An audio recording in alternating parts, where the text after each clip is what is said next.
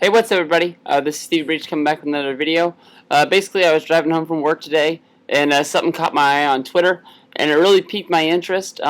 Basically, it was a tweet from Roddy Piper. Piper himself tweeted that, in quotes, he says, "I would like, with all respect, because I don't know The Rock, I would love to have him on the Piper's Pit. Fans would never forget it. I'd turn it up a notch." Well, basically, Piper is correct. I couldn't believe it. I've gone through basically everything in my mind, and I can't remember these two superstars, Roddy Piper and The Rock, ever crossing paths ever. And honestly, I mean, this would be gold. This would be magic. I don't think the WrestleMania needs any more build-up or hype. I don't think that they need to do it now. But honestly, WWE needs to find some way to put these guys together. It would just be beyond memorable, beyond magic. I mean, this is just great. We've all seen what Piper has done in the past with the Piper's Pit. I mean, if you think back to the 80s, you just think of how good it was. Basically, Piper's used the Piper's Pit to pretty much cross paths with anybody. You can remember back the WrestleMania moment when he had Carlito and Stone Cold Steve Austin and how good that was. If I the last Piper's Pit that I can remember that was good was right before Survivor Series at Survivor Series 2010 at the Old School Raw. Basically, if you buy the Blu-ray, you can get it on there, or you can head out to your local bootleg market and find Old School Raw some other way. But what Piper's Pit did for this match. Right here. Basically, this was the second pay-per-view in a row they had run with these three guys. The first pay-per-view, it was Orton versus Barrett, and Cena was his corner. Basically, Orton got the win, but it was I apologize. Barrett got the win, but it was by disqualification. Orton was able to keep the title, and in the rematch, Barrett made Cena the referee in order to make sure that he won the title that night. And because it was the second time they ran this match in basically a month, and we're making people pay the $40 for it. A lot of fans were getting turned off. They didn't want to get it.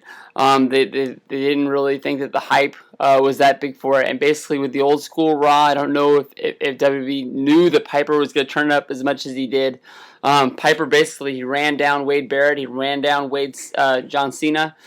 He was saying that, the new guys, they don't deserve it. He was basically saying that he was never a champion, and he would have gave anything in order to get that belt. And these guys now basically just cheat their way to get to the top. And it piqued a lot of people's interest. I bet it sparked a whole lot of buys for Survivor Series. It's a very memorable moment. I honestly think that it was one of the best moments, not only from Raw, but in all of WWE for the year 2010.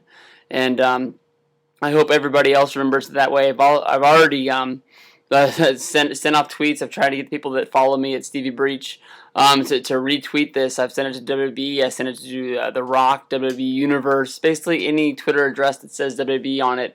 I would love to see this. I would love to see The Rock go on there with him. Piper would be able to talk about how he used to wrestle back in the day. I mean, he knows his grandpa, he knows his father, Rocky Johnson, and he'd be able to, basically, if you think about it, The Rock and Piper had a lot of similarities. I mean, they both were in wrestling. They rode wrestling until its highest peak. That they're popular. They couldn't get any more popular than they already were.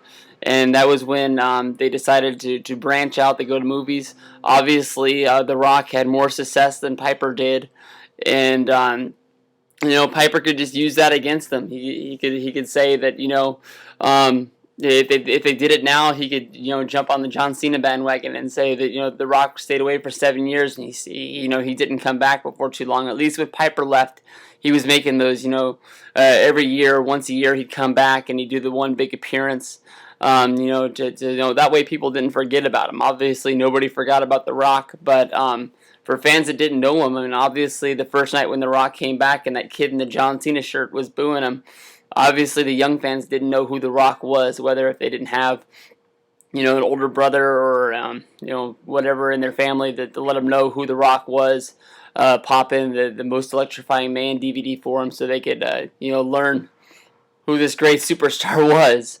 I think The Rock hurt his popularity that way, but just all in all, if there's any way you could pass on the word that Stevie Breech wants to see it, and hopefully you want to see it, or maybe just leave a comment for me saying that there's no way in the world you want to see this. But honestly, I think this would be one of the most memorable moments in WWE history, and it would just be gold.